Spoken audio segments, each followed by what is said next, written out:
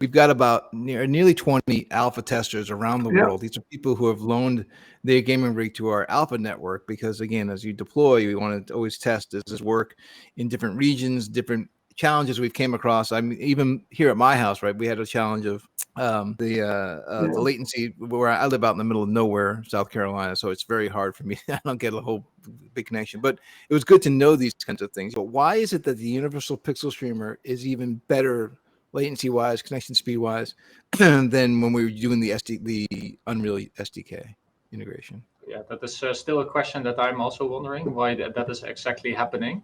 But at least for this, it's like more minimal. So in that sense, there's less overhead.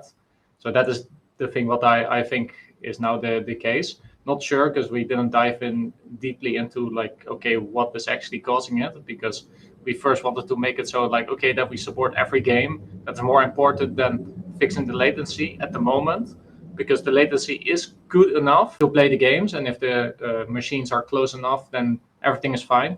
But of course, now that we have the new one, we saw indeed the differences between it. Yeah, the only thing that I now can say is like, okay, it's probably more minimal, so the data that it gets sent is less. So in that sense, it is faster. YOM.